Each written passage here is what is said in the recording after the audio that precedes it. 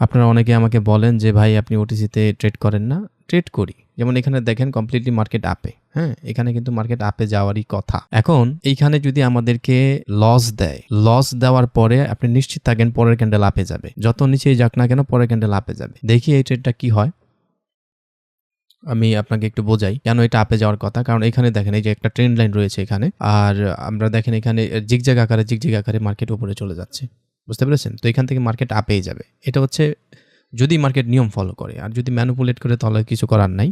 কিন্তু ম্যানিপুলেটটা হবে যদি এই যে রেড ক্যান্ডেল, এটা যদি রেড ক্যান্ডেলে ক্লোজ দেয়, তাহলে আপনি সিউর থাকেন যে মার্কেট এখানে ম্যানিপুলেট করতেছে। মানে হচ্ছে এখানে যারা এই যে এঙ্গেলফিংটা দেখে আপে নিয়েছিল, আমি একটা দাঁড়ান ট্রেন্ড লাইন ড্র করি এখানে শক্তভাবে। আমি এখানে ২ টা আপের দিয়ে ট্রেড নিয়ে নিলাম কারণ আগের ট্রেডটা লস হয়ে গেছে। তবে এই ট্রেডে আমি 100% নিশ্চিত যে এটা আপেই যাবে। যত নিচেই ক্যান্ডেল যাক না কেন এটা আপে গিয়ে ক্লোজ দিবে। বিকজ হচ্ছে এর আগে যে এঙ্গেলফিংটা হয়েছিল, হ্যাঁ? বুলিশ এঙ্গেলফিং যেটা হয়েছিল, এই রেড ক্যান্ডেলটা হয়ে ওইটা কিন্তু লস দিয়ে ফেলেছে। তো এইখানে আর এটা ওটিসি মার্কেট, ওটিসি মার্কেট কিন্তু সবসময় এরকমই করে। তো দেখি শেষ পর্যন্ত ট্রেডটা কি হয়।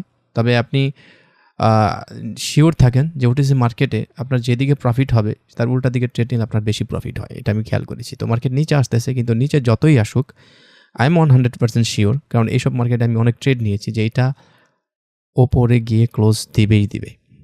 দেখি কি হয়।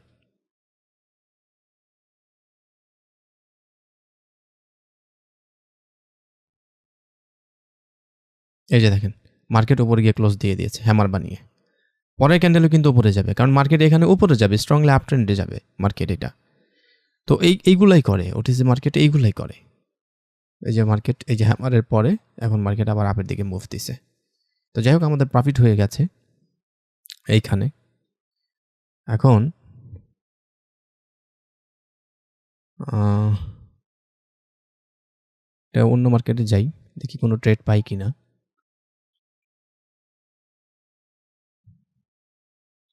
হ্যাঁ, এইখানে দেখেন। এইখানে যদি এই ক্যান্ডেলটা গ্রিনে ক্লোজ দেয়, নেক্সট ক্যান্ডেল কিন্তু আপনার ডাউনে আসবে। নেক্সট ক্যান্ডেল এখানে ডাউনে আসবে। দেখি। পরে লজিকটা বলতেছি আমি কেন হবে। এটা অলরেডি গ্রিনে যাচ্ছে। হ্যাঁ, এখন তো নিশ্চিত এটা ডাউনে আসবে। এখন তো নিশ্চিত এটা রেড ক্যান্ডেলে ক্লোজ দিবে। বিকজ হচ্ছে যে এখানে লাস্ট যে মুভ দিয়েছে, হ্যাঁ? বায়াররা এটা ফেক মুভ।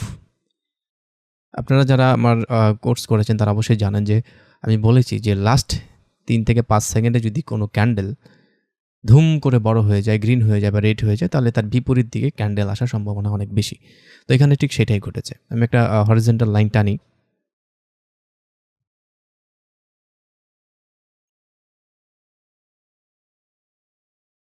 হ্যাঁ, একটু মোটা করি।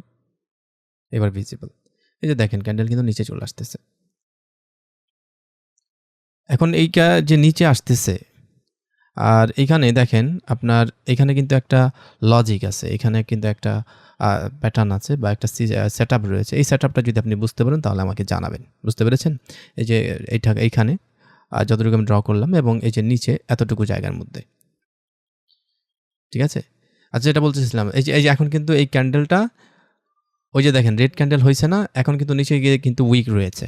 তো এই উইকের মানে হচ্ছে যে নিচে দিয়ে ক্যান্ডেলের প্রেশার আছে। মানে এখন এইটা হলেও আপে যাবে।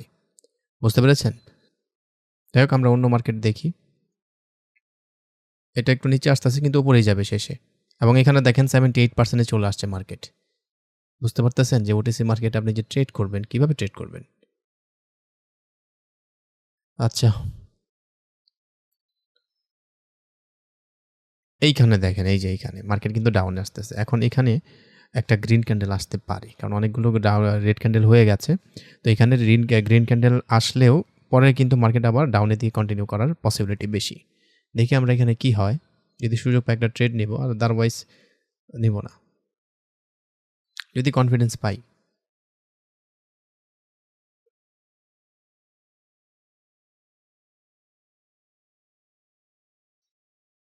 উম